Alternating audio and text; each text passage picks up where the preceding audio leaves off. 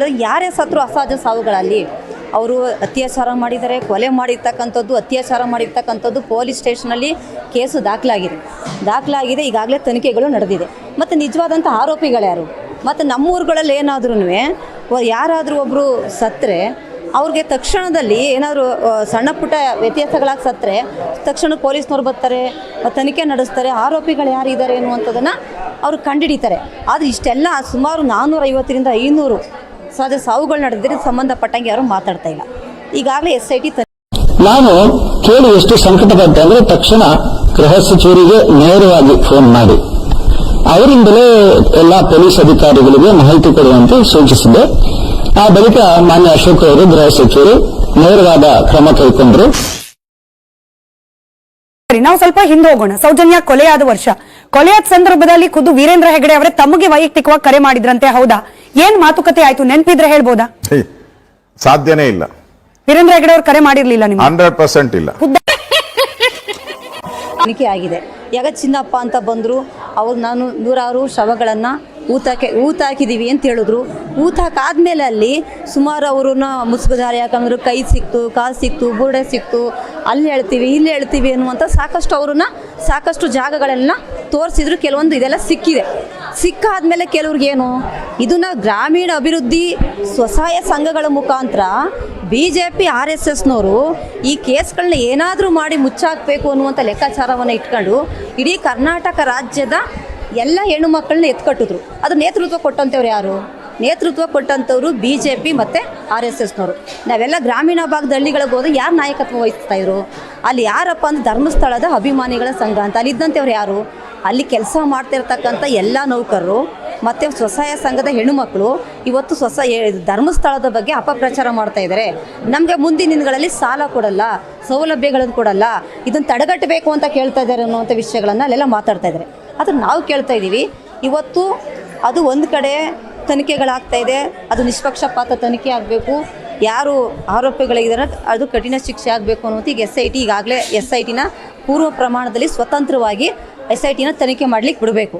ಮತ್ತು ಅದ್ರ ಜೊತೆಗೆ ಮೈಕ್ರೋ ಫೈನಾನ್ಸ್ ಸಂಸ್ಥೆ ದೊಡ್ಡ ಹಗರಣ, ಅದು ಬ್ಯಾಂಕ್ಗಳಿಂದ ಕಡಿಮೆ ಬಡ್ಡಿ ದರದಲ್ಲಿ ಸಾಲ ತಗೊಂಡು ಬರ್ತಾ ಇದ್ದಾರೆ, ಹೆಚ್ಚು ಬಡ್ಡಿಗೆ ವಾರದ ಕಂತು ಬಿಡ್ತಾ ಇದ್ದಾರೆ.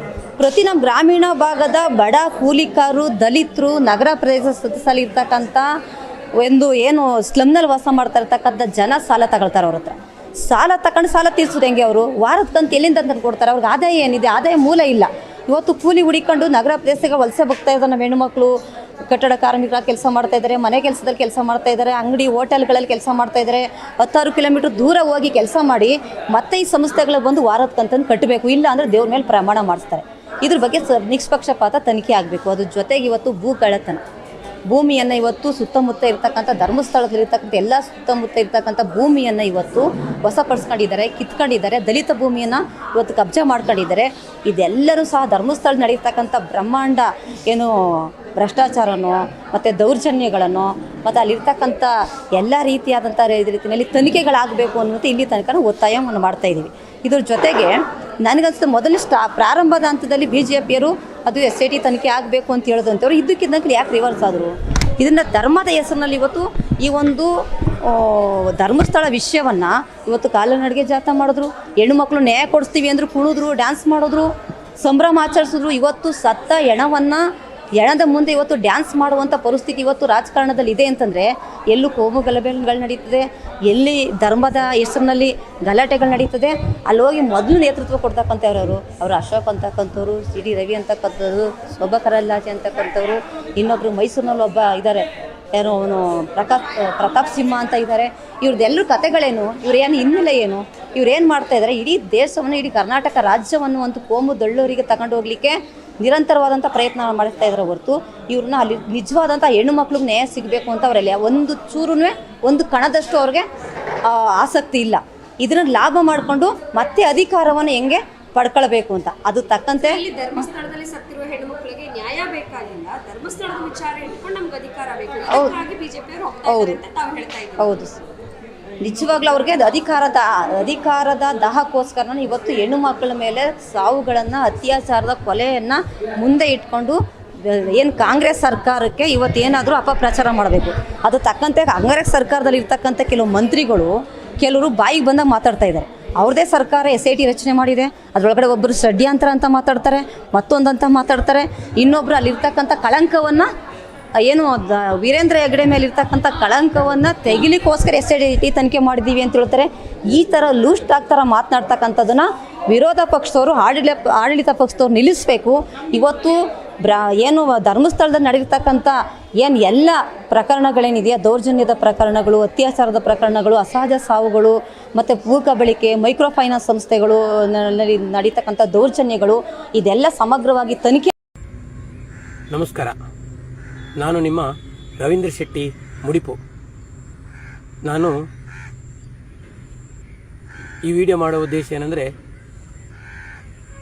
ಈಗಾಗಲೇ ಪ್ರತಿ ಮನೆಗೆ ಧರ್ಮಸ್ಥಳ ಸಂಘದ ಸೇವಾ ಪ್ರತಿನಿಧಿ, ಸೂಪರ್ವೈಸರ್, ಯೋಜನಾಧಿಕಾರಿಯವರು ಮನೆಗೆ ಭೇಟಿ ಕೊಡ್ತಾ ಇದ್ದಾರೆ. ಅವರು ಹೇಳ್ತಾ ಇದ್ದಾರೆ, ನಿಮ್ಮ ಸಾಲ ಮಣ್ಣಾಗಿದೆ, ನೀವು ಡಾಕ್ಯುಮೆಂಟನ್ನು ಕೊಟ್ಟರೆ ಸಾಲ ಮಣ್ಣಾಗ್ತದೆ.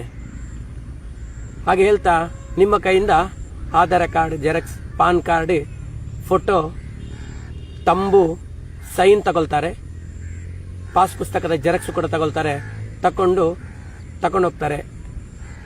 ಹೋಗಿ 2 ಗಂಟೆ ಒಳಗಡೆ ನಿಮ್ಮ ಹೆಸರಲ್ಲಿ ಬ್ಯಾಂಕಲ್ಲಿ ಲೋನ್ ತೆಗಿತಾರೆ.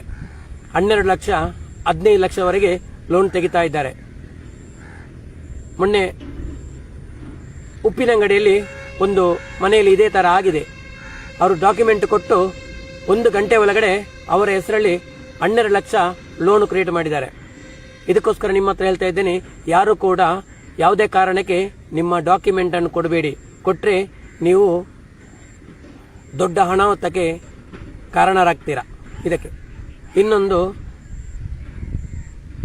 ನಿನ್ನೆ ಮಂಗಳೂರಲ್ಲಿ ಒಂದು ಮನೆಗೆ ಸೇವಾ ಪ್ರತಿನಿಧಿಯರು ಹೋಗಿ ನೀವು ಹಣ ಕಟ್ಟಿ ಅಂತ ಹೇಳುವಾಗ ಅಲ್ಲಿ ಇದ್ದ ಸದಸ್ಯರು ಏನು ಮಾಡಿದ್ದಾರೆ ಅಂದರೆ, ನಾವು ಹಣ ಕಟ್ಟೋದಿಲ್ಲ, ಧರ್ಮಸ್ಥಳದಲ್ಲಿ ಈಗಾಗಲೇ ಹೆಣ ಊತಾಕಿದ್ದದನ್ನು ತೆಗಿತಾ ಇದ್ದರೆ ಎಲ್ಲ ಆದ ಮೇಲೆ ಕಟ್ತೇವೆ ಅಂತೇಳಿ ಸ್ವಲ್ಪ ಮಾತಿಗೆ ಮಾತಾಯಿತು. ಆಗ ಸಂಘದ ಸದಸ್ಯ 6 ಜನ ಸೇರಿ ಅವರಿಗೆ ಚಪ್ಪಲ್ ಮತ್ತು ಇಡಿಸುಡಿ ಎತ್ತಿದಾಗ ಅಲ್ಲಿಂದ ಎಲ್ಲರೂ ಓಡಿಕೊಂಡು ಹೋಗಿದ್ದಾರೆ. ಇದೇ ತರ ಪ್ರತಿ ಮನೆಯಲ್ಲಿ ಕೂಡ ನೀವು ಇದನ್ನೇ ಮಾಡಬೇಕು. ಮನೆಗೆ ಬಂದ್ರೆ ಚಪ್ಪಲಿ ಮತ್ತು ಇಡಿಸುಡಿ ಅಂತ ತೆಗೆಯಿರಿ, ಅವಾಗ ಅವರು ತಾನಾಗಿ ಓಡಿ ಹೋಗ್ತಾರೆ. ಇನ್ನು ಮುಂದೆ ಯಾರು ಕೂಡ ಸಂಘದ ಹಣ ಕಟ್ಟಬೇಡಿ. ಯಾಕಂತ ಹೇಳಿದ್ರೆ ಸಂಘದ ಹಣ ಕಟ್ಟಬೇಕಾದ್ರೆ ಡಾಕ್ಯುಮೆಂಟ್ ಕೊಟ್ರೆ ಕಟ್ಟಿ, ಇಲ್ಲದ್ರೆ 1 ರೂಪಾಯಿ ಹಣ ಕೂಡ ನೀವು ಕಟ್ಟುವುದು ಬೇಡ. ಸರಿ, ಜಸ್ಟಿಸ್ ಫಾರ್ ಸೌಜನ್ಯ. 3 ಪೈಕಿ ಕದ್ದವರು ಯಾರು? ಇರೋದು 3 ಜನ, ಕದ್ದಿರೋರು ಯಾರು? ಹಾಗೆ ಧರ್ಮಸ್ಥಳದಲ್ಲಿ ಏನು ಘಟನೆ, ಹೆಣ್ಮಕ್ಳ ಮೇಲೆ ಭೀಭತ್ಸವಾಗಿ ಅನ್ಯಾಯ ಆಗಿ ಅತ್ಯಾಚಾರ ಆಗಿ ಕೊಲೆಗಳನ್ನ ಮಾಡೋದು, ಅವನ್ನ ಬಿಸಾಕಿ, ಇದು ಆಲ್ಮೋಸ್ಟ್ ಈಗ ನೆನ್ನೆ ಮೊನ್ನೆ ಕೇಸ್ ಅಲ್ಲ, ಅದು ದಶಕಗಳಿಂದ ನಡೆದು ಈ ಒಂದು ಘನಘೋರವಾದ ಈ ಕೃತ್ಯಕ್ಕೆ ಯಾರು ಸಾಕ್ಷಿ ಆದರು? ಹೆಣ್ಮಕ್ಳನ್ನ ಅಷ್ಟೊಂದು ತಾತ್ಸಾರವಾದ್ರ, ಹೆಣ್ಮಕ್ಳನ್ನ ಅಷ್ಟೊಂದು ಬೇಡವಾದವಾ? ಸೊ ಹಾಗೆ ಹೆಣ್ಮಕ್ಳ ಬಗ್ಗೆ ನೀವು ಯೋನಿ ಮೊಲಗಳ ಮೇಲೆ ಮಾತ್ರ ನಿಮ್ಗೆ ಕಂಡಿದ್ರೆ, ಮತ್ತು ನಮ್ಮಗಳ ಅಸ್ತಿತ್ವ ಮತ್ತು ನಮ್ಮ ಘನತೆ ಬಗ್ಗೆ ಯಾರು ಮಾತಾಡ್ತಾ ಇದ್ದಾರೆ? ಇದ್ರ ಬಗ್ಗೆ ಯಾರು ಮಾತಾಡ್ತಿಲ್ಲ. ಎಲ್ಲರೂ ಕೂಡ ರಾಜಕೀಯ ಮಾತ್ರ ಮಾಡ್ತಾ ಹೋಗ್ತಾ ಇದ್ದಾರೆ ಅಂತಂದರೆ ಅದಕ್ಕೆ ನಮ್ಮದು ವಿರೋಧ ಇದೆ. ಈಗ ನೀವು ಹೇಳ್ದಂಗೆ ಸ್ನೇಹಮಯಿ ಕೃಷ್ಣ ಅಂತ ಹೇಳಿದ್ರಿ. ಸ್ನೇಹ ಅಂದರೆ ಏನು ಮತ್ತು ಕೃಷ್ಣಮಯಿ ಅಂದರೆ ಯಾರು? ಅವರು ಅರ್ಥ ಆಯ್ತಾ? ಅವ್ರು ಎಲ್ಲ ಕೇಸ್ಗೂ ಮೂಗು ತುಸ್ಕೊಂಡು ಬರ್ತಾ ಇದ್ರೆ ಅದು ಸಲ್ಲ. ಅದು ಆ್ಯಕ್ಚುಲ್ ಆಗಿ ಏನಂತೀರಾ? ಹೆಣ್ಣುಮಕ್ಕಳ ವಿಚಾರಗಳು ಬಂದಾಗ ಅದು ರಾಜಕೀಯ ವಿಚಾರ ಆಗಲಿಕ್ಕೆ ಸಾಧ್ಯ ಇಲ್ಲ. ವಾಟ್ ಈಸ್ ರಾಜಕೀಯ? ನಮ್ಮ ಅಸ್ತಿತ್ವ, ನಮ್ಮ ಶೈಕ್ಷಣಿಕ, ನಮ್ಮ ಜಾತಿ ವಿಚಾರ, ನಮ್ಮ ಧರ್ಮ ವಿಚಾರ, ನಮ್ಮ ಲಿಂಗತ್ವದ ವಿಚಾರ, ಈ ಎಲ್ಲವೂ ಕೂಡ ಎಲ್ಲಿ ಮೂಲೆ ಗುಂಪು ಆಗ್ತಾ ಹೋಗ್ತದೋ ಅಲ್ಲಿಗೆ ಬಂದಾಗ ಮಾತ್ರ ನಾವು ರಾಜಕಾರಣ ಮಾಡಲಿಕ್ಕೆ ಸಾಧ್ಯ ಆಗ್ತದೆ. ಈಗ ಇದೇ ಬಂದು ಸ್ನೇಹಮಯ ಕೃಷ್ಣ ಯಾವುದೇ ಇದು ದೃಷ್ಟಿಕೋನದಲ್ಲಿ ಇದಕ್ಕೆ ಬಂದಿದ್ದಾರೋ ಅವ್ರಿಗೂ ಅದಕ್ಕೆ ಏನು ಸಂಬಂಧ ಇದೆಯೋ? I think it is none of is business actually. ಏನಂತೀರಾ? ಮೂಢ ಪ್ರಕರಣದಲ್ಲಿ ಸಿದ್ದರಾಮಯ್ಯವನ್ನು ಒಳಗಡೆ ಹಾಕಿದ್ದು ಒಂದು ಕಡೆ ಇದಾಯಿತು ಅಂತಂದ್ರೆ, ಇನ್ನೊಂದು ಕಡೆ ಬಂದು ಇಲ್ಲಿ ಎಲ್ಲದಕ್ಕೂ ಅದಕ್ಕೆ ಇದು ಪೊಲಿಟಿಸೈಸಿಂಗ್ ಇಶ್ಯೂ ಅಂತ ಅನಿಸ್ತಾ ಇದೆ. ಇವ್ರು ಯಾವಾಗಲೂ 24 ಗಂಟೆ ಮಾಧ್ಯಮದಲ್ಲಿ ನಾನು ಫೇಮಸ್ ಆಗಬೇಕು ಅಂದಿದ್ರೆ ಇದಕ್ಕೆ ಹೆಣ್ಮಕ್ಳನ್ನ ನೀವು ಬಳಸ್ಕೊಳ್ಳೋ ಅಂಥ ಅವಶ್ಯಕತೆ ಬೇಕಾಗಿಲ್ಲ. ಸ್ನೇಹಮಯ ಕೃಷ್ಣನಿಗೆ ತುಂಬ ಬೇರೆ ಕೆಲಸಗಳಿದ್ದಾವೆ, ಅದನ್ನು ಒತ್ಕೊಟ್ಟು ಮಾಡಬೇಕು ಅವ್ರು. ಆ್ಯಕ್ಚುಲಾಗಿ ನಮ್ಮ ವಿಚಾರ ಧರ್ಮಸ್ಥಳದ ಏನು ಈ ಘಟನೆಗಳಾಗಿದ್ದಾವೋ ಅದು ಯಾರು ಮಾಡಿರೋದು, ಕೊಂದವರು ಯಾರು, ನಮ್ಮನ್ನು ಈ ಹೆಣ್ಣುಮಕ್ಕಳನ್ನ ಧರ್ಮಸ್ಥಳದಲ್ಲಿ ಸಾಯಿಸಿದವ್ರು ಯಾರು? ಸೊ ಹೆಣ್ಣುಮಕ್ಳು ಯಾಕೆ ಇಷ್ಟು ವಲ್ನರಬಲ್ ಆಗಿ ನಾವಿದ್ದೀವಿ, ಯಾಕೆ ನಮ್ಮನ್ನು ಅಷ್ಟು ದಮನವಾಗಿ ನೋಡ್ತಾ ಇದ್ದಾರೆ? ಸೊ ಅಲ್ಲಿರುವಂಥ ಈ ಶಕ್ತಿಗಳು ಯಾರಿದ್ದಾರೋ ಅವರನ್ನು ಕಂಡುಹಿಡಿಬೇಕು ಅಂತೇಳಿ ನಾವು ಸರ್ಕಾರಕ್ಕೆ ಒತ್ತಡ ಹಾಕುವ ಕಾರ್ಯಕ್ರಮ ಇವತ್ತು ಇದು ಕೊಂದವರು ಯಾರು ಅಂತ ನಾವು ಮಾಡ್ತಾ ಇದ್ದೀವಿ. ಇಲ್ಲಿ ನಾವು SITಗೆ ಕೇಳ್ತಾ ಇರೋದು, ಇಲ್ಲ ಅಲ್ಲಿ ಏನೇನು ಸಾವುಗಳು ನಡೆದಿವೆ, ಏನೇನು ಪ್ರಕರಣಗಳು ದಾಖಲಾಗಿವೆ ಅವೆಲ್ಲವನ್ನು ಕೂಡ ತನಿಖೆ ಮಾಡಬೇಕು ಅಂತ ಒಂದು. ಹಾಗೆ ಸರ್ಕಾರಕ್ಕೆ ನಾವೇನು ಕೇಳ್ತಾ ಇದ್ದೀವಿ ಅಂತಂದರೆ SITಗೆ ಇನ್ನೂ ಹೆಚ್ಚು ಬಲ ತುಂಬಬೇಕು. ಮತ್ತು ಯಾವುದೇ ಸರ್ಕಾರ ಯಾರಿಗೂ ಕೂಡ ಮತ್ತು ಯಾವುದೇ ಬಲಾಢ್ಯರಿಗೂ ಕೂಡ ಅಥವಾ ಯಾವುದೇ ರಾಜಕೀಯಕ್ಕೂ ಕೂಡ ಮಣಿಬಾರ್ದು. ಇಲ್ಲಿ ಹೆಣ್ಣುಮಕ್ಕಳನ್ನ ಮತ್ತು ಯಾರು ಸಾವಿಗೀಡಾಗಿದ್ದಾರೆ, ಯಾರು ಕೊಲೆ ಆಗಿದ್ದಾರೆ, ಅಂಥವ್ರ ಸಂತ್ರಸ್ತರೇನಿದ್ದಾರೆ ಅಂಥವ್ರನ್ನ ಗಮನದಲ್ಲಿಟ್ಕೊಂಡು ಅವ್ರಿಗೆ ನ್ಯಾಯ ಕೊಡೋಕ್ಕೋಸ್ಕರ ಸರ್ಕಾರ SITಗೆ ಹೆಚ್ಚಿನ ಬಲ ಕೊಡಬೇಕು ಅಂತ ನಾವು ಇಲ್ಲಿ ಕೇಳ್ತಾ ಇದ್ದೀವಿ.